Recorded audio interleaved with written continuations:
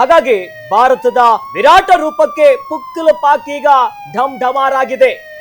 ಪಾಕ್ ಪ್ರಧಾನಿ ನಿವಾಸದ ಬಳಿ ಭಾರಿ ಅಟ್ಯಾಕ್ ಅನ್ನ ಮಾಡಲಾಗಿದೆ. ಪಾಕಿಸ್ತಾನದ ಪ್ರಧಾನಿ ಇನ್ನು ಎಲ್ಲಿ ಹೋದ್ರೂ ಹುಡುಕ್ಬೇಕಿನ್ಮೇಲೆ ಪಾಕ್ ಸೇನಾ ಮುಖ್ಯಸ್ಥನ ಕ್ವಾರ್ಟರ್ಸ್ ಮೇಲೂ ಕೂಡ ದಾಳಿಯಾಗಿದೆ. ಪ್ರಧಾನಿ ಮನೆ ಹತ್ರನೂ ದಾಳಿಯಾಗಿದೆ. ಭಾರತದ ದಾಳಿಯಿಂದ ಬಂಕರ್ ಅನ್ನ ಸೇರಿದ್ದಾರೆ ಪಾಕಿಸ್ತಾನದ ಪೀಪಲ್ಸ್. ಇನ್ನೇನು ಮಾಡ್ತಾರೆ? ಬಂಕರ್ ಇದೆಯಾ ಅವ್ರ ದೇಶದಲ್ಲಿ? ಹಾಕೊಂಡಿರ್ತಾರೆ ಪಾಪ ಅಲ್ಲಿ ನೋಡ್ಕೊಂಡು. ಅವ್ರ ಪಾಪ ಮೊದ್ಲಿಂದಾನು ಇಂಥವೆಲ್ಲ ನೋಡಿ ರೂಢಿ ಅವಕ್ಕೆ, ಹಂಗಾಗಿ ಬಂಕರ್ಗಳನ್ನ ಮಾಡ್ಕೊಂಡಿರ್ತಾರೆ.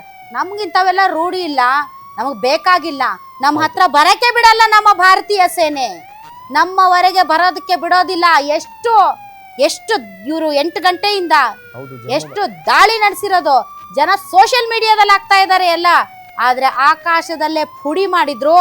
ಈಗ ಪಾಕಿಸ್ತಾನದ ಪ್ರಜೆಗಳು ಬಂಕರ್ನತ್ತ ಧಾವಿಸ್ತಾ ಇದ್ದಾರೆ. ಮೊದಲಿಂದಲೂ ಅವ್ರಿಗೆ ರೂಢಿ ಈ ತರದ್ದೆಲ್ಲ. ಯುದ್ಧ, ಟೆರರಿಸಮು, ರಕ್ತ ಸಾಯಿಸೋದು, ಬಾಂಬು, ಇವೆಲ್ಲ ಭಾರಿ ರೂಢಿ ಅವ್ರಿಗೆ. ನಮಗೆ ತಡ್ಕೊಳ್ಳೋ ಶಕ್ತಿ ಇಲ್ಲ. ಪೆಹಲ್ಗಾಮ್ ಅಲ್ಲಿ 26 ಜನರ ಪ್ರತೀಕಾರ ಹಿಂಗಿರುತ್ತೆ. 26 ಜನಕ್ಕೆ ಹಿಂಗಿರುತ್ತೆ.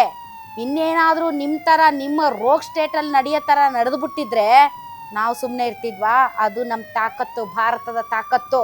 ಅದರಲ್ಲೂ ಕೂಡ ವಿದೇಶಾಂಗ ಸಚಿವಾಲಯ ಎಲ್ಲ ಅಂತಾರಾಷ್ಟ್ರೀಯ ಸಮೂಹಗಳಿಗೆ ಕಾಲಕ್ಕೆ ತಕ್ಕಂತೆ ಏನಾಗ್ತಾ ಇದೆ ಅನ್ನೋದರ ಮಾಹಿತಿಯನ್ನ ಕೊಡ್ತಾ ಇದೆ.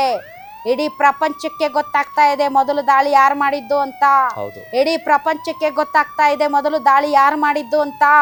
ಸೊ ಹೀಗಾಗಿ ಯಾರು ಮಾತನಾಡುವ ಸ್ಥಿತಿಯಲ್ಲಿ ಇಲ್ಲ.